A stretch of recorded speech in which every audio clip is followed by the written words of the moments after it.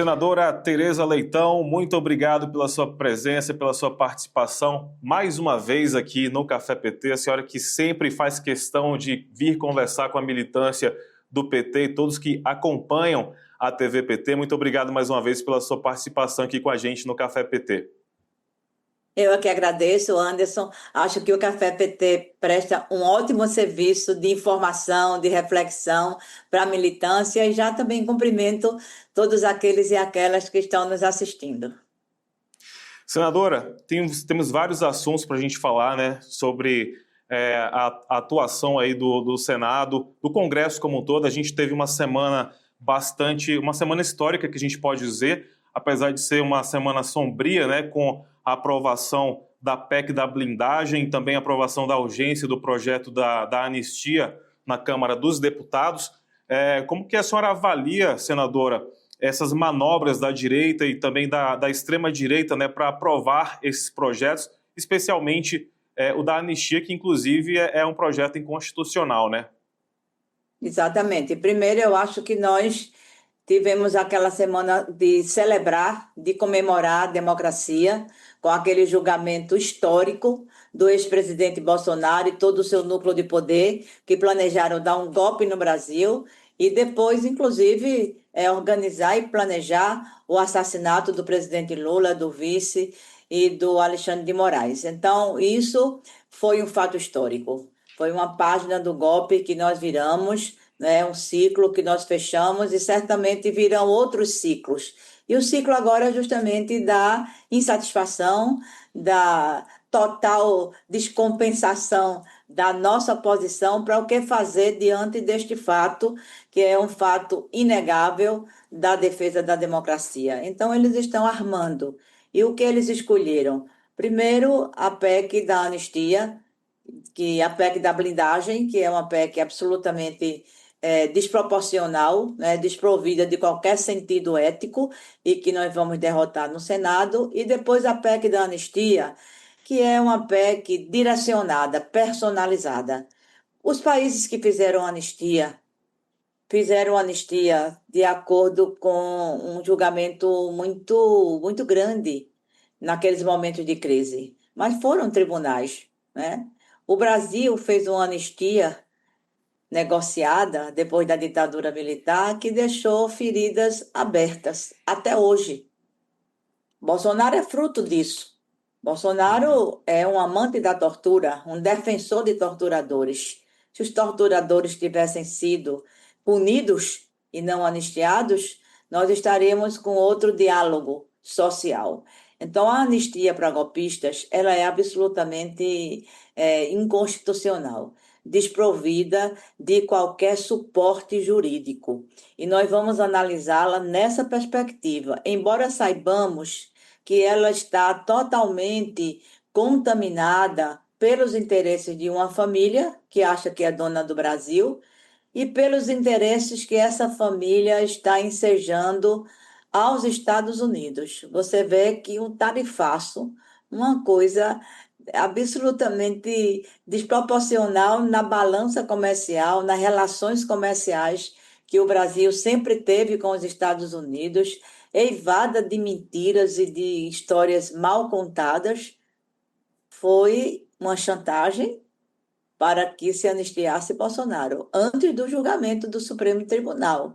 Então, essa anistia, ela, além de ser inconstitucional na sua forma, no seu mérito, né, ela também vem com toda essa carga, né, de condicionantes, com essa carga, né, de chantagem para salvar uma família, a família Bolsonaro, cujo filho, um dos filhos, está lá dos Estados Unidos patrocinando todo um movimento de tensionamento com o Brasil. Não fosse o presidente Lula, um líder nacional, um líder mundial, não fosse o presidente Lula, uma pessoa tão consciente do seu papel de presidente e de estadista na defesa do Brasil, nós tínhamos capitulado.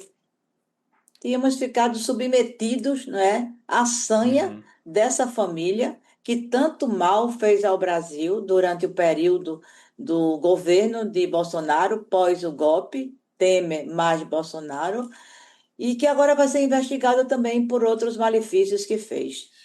Senadora, uma coisa que a gente observa também é que a criatividade para essas manobras, elas vêm de todos os lados, né? Quando a gente pensa que já viu de tudo, acaba vindo uma outra manobra, como essa agora, por exemplo, de colocar Eduardo Bolsonaro como líder, né, de minorias na Câmara. Então, a gente vê... E essa sensação a senhora também tem, senadora, de que pode se esperar de tudo da extrema-direita mesmo, para que possa realmente... alcançar, para que eles possam alcançar esses objetivos? Olha, eu acho que pode se esperar de tudo. Essa manobra, primeiro, ele está com o processo na comissão de ética.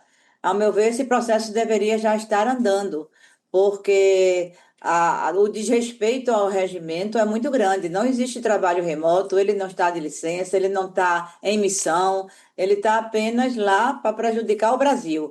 Ele já devia ter sido punido, se deixa passar tempo demais, mas está no conselho, na comissão de ética. E aí se vai esse artifício de conceder a liderança para ele. Por quê? Porque líder não é obrigado a dar presença, simplesmente por isso. Então, são arranjos para justificar o status, não é? O cargo de deputado, o Uhum. salário. É bom que a sociedade saiba que ele está ganhando o salário dos cofres públicos sem trabalhar, somente trabalhando para o mal. E uma outra manobra, Anderson, que foi feita foi a questão do voto secreto. O voto Sim. secreto não passou no mérito da proposta da blindagem, e aí Aham. fizeram um manejo lá regimental e fizeram uma nova sessão apenas para o retorno do voto secreto em situações de cassação e de punição de parlamentares. Eu acho que isso é péssimo. Isso desabona o Congresso Nacional, isso faz com que as pessoas fiquem descrentes da política, termina aquela velha história de que todo mundo é farinha do mesmo saco. Isso Uhum. despolitiza a relação do parlamento com a sociedade e por isso que nós do PT temos uma tarefa muito estratégica nesse momento. Nós temos que ser pedagógicos nas nossas ações, explicitar as nossas posições, explicitar os nossos votos, ter muito cuidado com o nível dos acordos que acontecem lá naquela casa. A gente sabe que o parlamento é uma casa de fazer acordos. A gente sabe disso. Eu tenho 22 anos de parlamento, sei que existe toda essa liturgia, e isso não é ruim, não é de todo ruim, porque muitas vezes a gente precisa fazer concessões, a gente precisa fazer acordos para aprovar uma coisa maior. Porém, na atual conjuntura, o que é que a gente vê? A gente vê a extrema-direita querendo se cacifar cada vez mais por conta da derrocada de Bolsonaro, que está há poucos dias, há pouco tempo, não é, da prisão, depois da condenação que ele e o núcleo duro sofreram, e o Centrão Uhum. que pende para onde o vento der. Então, nós temos Sim. que saber muito bem o nosso campo, não só o PT, o campo da Uhum. esquerda, o campo de sustentação mais fiel ao governo do presidente Lula, porque essa salada, né, esse pântano que o Centrão se coloca e quer nos levar muitas vezes, precisa Uhum. ter também algumas condições, alguns limites, não é, de negociação, Sem porque dúvida. esses dois projetos desses últimos dias foram bastante prejudiciais à relação política do Congresso com a sociedade, a uma sustentação mais política também do nosso governo, que não tem problema com a questão da blindagem. O presidente Lula foi muito Uhum. claro. Isso não é coisa atinente ao executivo, isso é coisa do parlamento. Acertadamente, o governo liberou a sua base, porque não é coisa de governo, mas Sim. prejudica o governo, porque ficam dando prioridade a essas pautas extremamente corporativistas, a essas Uhum. pautas inconstitucionais, como é a pauta da anistia, em detrimento da pauta do povo. Aí isso Claro. termina realmente prejudicando um governo que é um governo eminentemente preocupado e que dá prioridade à pauta do povo. E aí entra mês, entra ano, sai ano, e essas pautas tão importantes acabam se travando, né, no Congresso Nacional, justamente por conta dessas manobras aí que a extrema-direita tem imposto ao Congresso. E, senadora, a bancada do PT também a bancada do PT no Senado já se posicionou, né, contra a urgência do projeto da anistia e também contra a PEC da blindagem. Além do PT, outros partidos também são contra, né? O presidente da CCJ, por exemplo, o Otto Alencar, disse que essa discussão ela tem que ser, inclusive, sepultada no Senado. E qual a expectativa, senadora, da tramitação da proposta no Senado e como a bancada vai trabalhar realmente para que possa barrar, né, essa aprovação? Na última quarta-feira, quando nós estávamos lá esperando a medida provisória da tarifa da luz, que fizeram destaque, entraram em obstrução, fizeram o possível para atrasar, e aquele era o último dia que a gente tinha para votar a medida provisória, senão ela ia caducar. Então, houve um bom debate sobre a PEC da blindagem ou a PEC das prerrogativas. Todos os líderes partidários, em plenário, se posicionaram, a partir de uma posição do PSD, de Omar Aziz, do PT, de Rogério Carvalho, os demais líderes partidários, todos disseram que não admitiam que aquela PEC fosse direto para o plenário. Ela tem que passar pela CCJ. Há um entendimento na casa de que esse tipo de matéria tem que ter o aval da Comissão de Constituição e Justiça, porque é uma matéria que está mexendo com a Constituição. Ela está alterando, inclusive alterando uma cláusula pétrea da Constituição. Todos os homens são iguais perante a lei. Nós, parlamentares, já temos a imunidade parlamentar. Imunidade, mas nós não temos impunidade. Para essa lei está querendo dizer que nós ficaremos impunes de determinados crimes, a não ser que o Senado, o Congresso, com voto secreto, nos dê a liberdade de sermos investigados e investigadas. Então, realmente é um exagero. As exceções existem para quem é parlamentar dentro desse conceito de imunidade, que é bem diferente de impunidade. Então, é uma proposta inconstitucional e todos os líderes se posicionaram. E o ideal, Anderson, nós estamos trabalhando para isto, é que ela seja derrotada, como disse o presidente da CCJ, Otto Alencar, ela seja sepultada na Comissão de Constituição e Justiça.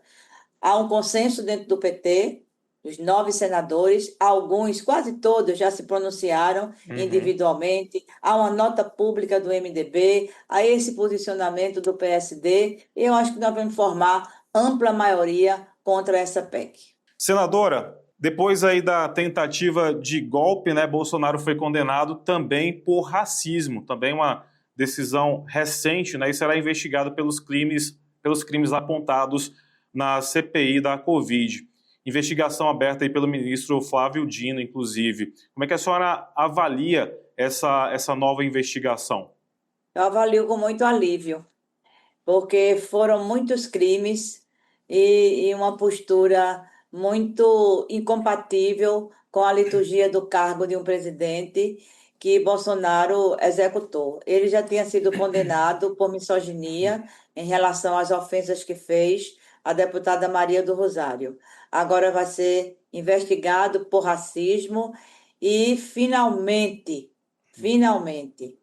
para salvar, não é, para homenagear as vítimas da Covid, 700 mil pessoas que foram descartadas pela falta de política de Bolsonaro. O resultado da CPI vai ser fruto de uma grande investigação. Quem não se lembra da conduta desse presidente durante a Covid?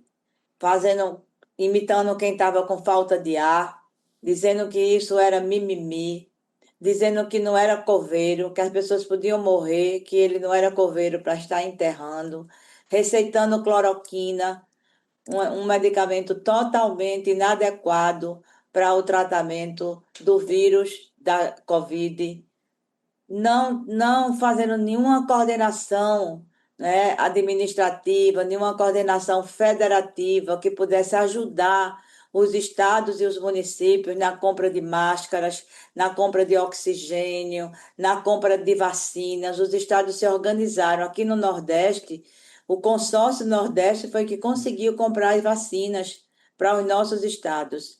Aquele episódio do norte, de Belém do Pará, que ele negou o oxigênio chegar a tempo. Então, isso é crime, minha gente, isso é crime. A gente podia ter salvo muita gente, a Covid chegaria como chegou no mundo inteiro.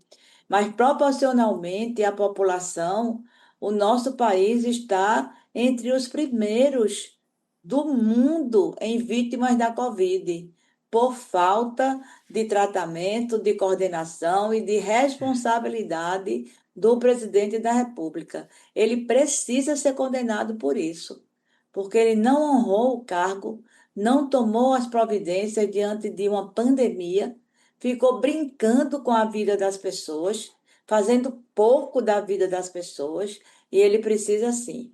Ele precisa ser julgado e condenado por esse crime também, além de golpista, genocida. Ele precisa ser julgado. Precisa ser lembrado que ele estava no comando do país, né, durante a Covid-19, no comando da saúde, né, e de todas as pastas, e realmente a gente viu esse resultado desastroso aí durante a Covid-19. E, senador, a gente falou no bloco anterior o quanto que essas pautas, né, da PEC da blindagem, o projeto de anistia, são prejudiciais realmente, acabam sendo de serviço, né, para a população. E de que forma, senadora, só para as pessoas realmente entenderem, de que forma que essas pautas elas acabam prejudicando o andamento de pautas que realmente interessem a população, né? Como o fim da escala 6 por 1, como a reforma tributária também, né? A justiça tributária como a medida para poder isentar o imposto de renda para quem ganha até R$ 5.000. E de que forma, senadora, que essas pautas realmente prejudicam, né? Tem prejudicado a sociedade brasileira? Prejudicam muito. Primeiro, porque não é de interesse da sociedade. É interesse da sociedade que um deputado ou um senador tenha mais direitos do que os outros? Claro que não é. Né? Isso é uma pauta extremamente corporativista, além de inconstitucional. E prejudica também porque rouba tempo de articulação, rouba tempo da nossa pauta. Para você ter uma ideia, Anderson, a medida provisória da tarifa de energia, que vai diminuir o custo de energia na conta da luz, fica mais fácil aqui dizendo assim, de 105 milhões de pessoas, e ao mesmo tempo vai isentar 65 de pagar a energia, foi votado no último dia. A medida já ia caducar se não fosse votada naquele dia. O que foi que a oposição fez já na noite do último dia? A oposição botou 23 destaques, a Sim. oposição entrou em obstrução para retardar a votação da medida na Câmara, de modo que ela só chegou ao Senado na noite da quarta-feira. O presidente Alcolumbre já havia suspendido por 2 vezes a sessão para esperar que a medida chegasse, que era a nossa pauta, o restante da pauta já tinha sido todo votado, faltava só votar essa medida provisória. A gente saiu do plenário 9h15 da noite, aguardando que a medida provisória chegasse para poder ela ter validade e eficácia na vida das pessoas, na vida de quem mais precisa. Uma Sim. medida importante para as pessoas mais pobres do país. A outra é a reforma da renda. A reforma da renda, que vai isentar de pagar imposto de renda quem ganha até R$ 5.000 e ajustar, não é, as alíquotas para quem ganha até 7,5, está lá pronta e eles estão fazendo chantagem. Eles não querem votar porque é feio não votar em diminuir ou isentar imposto de renda, mas eles não querem taxar os super ricos, que é uma forma de Sim, cobrir a arrecadação e de fazer justiça tributária. exatamente. 1,5% super ricos são os bancos, são os bilionários, são as betes, são os lucros e os dividendos dessas pessoas que o governo quer taxar exatamente para fazer justiça tributária e o mais alta, a mais ambiciosa, a mais ousada, a mais importante reforma de renda e de justiça tributária no Brasil. E o outro é o fim da escala 6 por 1. São coisas de interesse do povo, são coisas de interesse da classe trabalhadora, são coisas que vão dar um novo gás, né, na economia do Brasil, e a extrema-direita está prejudicando sem querer votar. Mas é hora da gente também ficar bem atento, bem atenta, observar as posturas, observar os Sim, posicionamentos, porque o ano que vem é o ano do encontro, é o ano do exatamente. encontro com a urna, é o ano de revalidar os projetos, é o ano de Uhum. defender aqueles que sempre pensaram e sempre defenderam o nosso país. Então, é um momento de muita tensão, não tenha dúvida, de muita turbulência, de muito tumulto, mas é nesses momentos que a gente precisa se achar, se organizar, ter muita unidade no nosso campo político, muita unidade na federação, muita unidade com os outros partidos do nosso campo, para poder o povo brasileiro saber que tem quem o defenda e tem quem apoie, quem aprove as medidas que o presidente Lula está mandando e ainda quer mandar para o Congresso Nacional. Senadora, a senhora falou aí no final do último bloco, tocou num ponto importantíssimo, né, que é justamente as eleições do ano que vem. Hoje a gente tem um fenômeno no Congresso Nacional que a gente observa que uma boa parte do Congresso atua basicamente contra os interesses da população, conspirando inclusive contra o próprio país. Mas ano que vem é um ano de eleição, um ano que as pessoas têm a oportunidade, inclusive, de renovar esse congresso que a gente tem visto, né? Porque durante toda, até onde eu me entendo por gente, por exemplo, senadora, eu não me lembro de ter visto um congresso que conspira tanto contra os interesses da própria população, né? Eu também não, porque a gente sabe que tem campos de opinião, né? Tem campos de opinião. Nós do PT fomos oposição durante muito tempo, uma oposição organizada, uma oposição aguerrida, com posições às vezes até bem radicais, mas nunca contra o povo, nunca Uhum, contra o povo. E agora a gente vê que a ideologia, o fator ideológico, né, de uma política fundamentalista, de uma política familiar, de uma política de submissão aos interesses, de um império, dos Estados Unidos, né, temos que dizer isso, de uma sim. reorganização mundial da extrema-direita. Alguns dos nossos querem fazer parte efetiva dessa reorganização. E a extrema-direita não tem o que dar para o povo a não ser guerra, Uhum, extermínio, desigualdade. A história sabe como é que a extrema-direita age no país. O fascismo, o nazismo, nós estamos vendo onde eles controlam, onde eles dominam, o povo não é visto. Então, temos que alertar para isso. O que determinados representantes desse setor dizem no Congresso são coisas muito absurdas, muito absurdas. Então, a gente precisa ter muita convicção, estar com os olhos muito abertos, né, para esse processo eleitoral. O nosso presidente Lula é um gigante.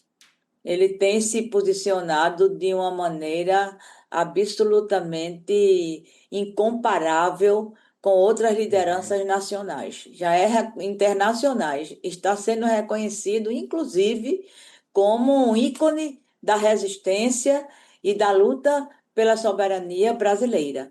E isso está fazendo com que uma parte da população enxergue as intenções do nosso governo na defesa do povo.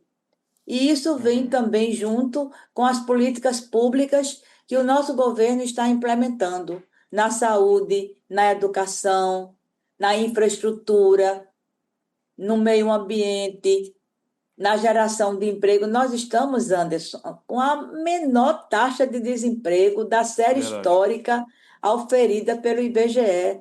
5,6%. Uhum. Tecnicamente, isso é considerado pleno Pleno emprego. emprego.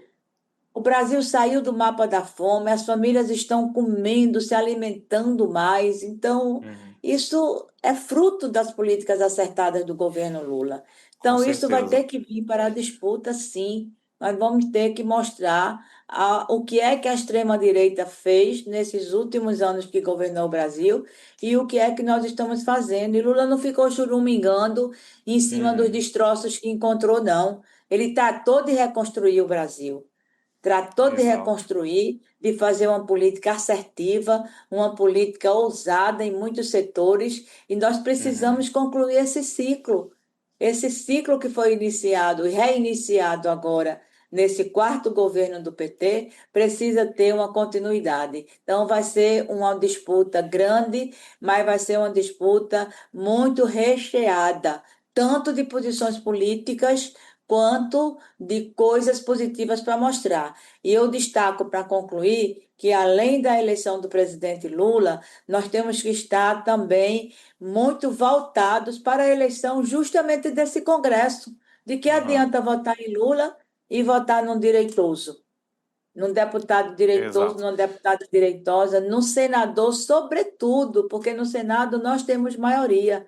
É uma Claro. maioria pequena, mas nós temos maioria. Uhum. Mas a eleição é de 2 senadores. Nós não podemos Por isso que é tão, titubear, não por isso que é tão podemos titubear. importante, né? Nós precisamos garantir um Congresso que dê apoio ao governo do presidente Lula.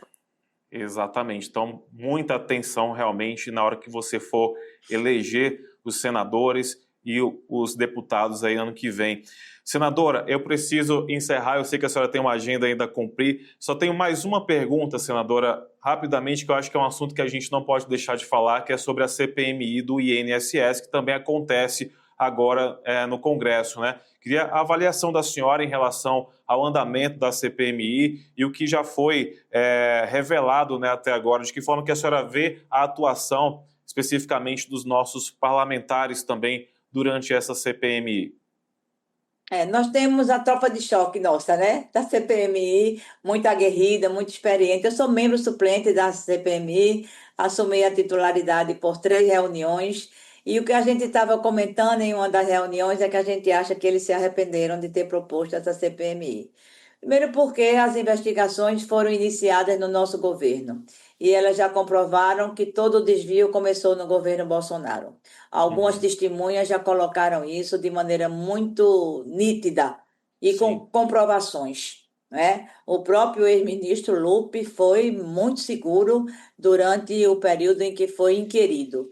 E eles estão naquela de dar like, né? De uhum. ofender aquelas pessoas que vêm como De lacrar, depoentes, né? como testemunhas. Eu acho que vai ser igual à CPMI do golpe, que eles Uhum. propuseram e o tiro saiu pela culatra. Então, eu quero parabenizar os nossos companheiros lá da linha de frente, os deputados, os senadores e senadoras, porque estão ali mesmo segurando o talo. E hoje, apesar da gente ter perdido a presidência, a gente tem maioria na CPI e estamos conduzindo muito bem e vamos terminar no prazo, comprovando realmente o que houve. O governo do presidente Lula já está devolvendo uma grande parte, não é, do recurso que foi Isso. desviado e aqueles que fizeram os malfeitos serem punidos. E com certeza isso aí já é dado como certo. Tudo se iniciou no governo de Jair Messias Bolsonaro. Isso já está bastante claro, né, senadora? Senadora, muito obrigado mais uma vez, né, por a senhora ter conversado aqui com a gente, está sempre aqui à disposição para poder conversar com a gente. Muito importante ter a senhora aqui com a gente no Café PT e em outros programas aqui da TV PT também. E dizer que o espaço segue sempre aberto aqui para a senhora, viu? Sempre que quiser, é só chamar que a gente está aqui, viu? E agradecer mais uma vez a sua participação. Eu que agradeço, Anderson, muito obrigada. Saúdo mais uma vez essa investida, essa estratégia tão importante que o nosso partido faz para informar, para fazer com que a militância reflita sobre os fatos que estão acontecendo na política. Muito obrigado, um grande abraço para todos e para todas. Grande abraço e um ótimo trabalho para a senhora aí no Senado.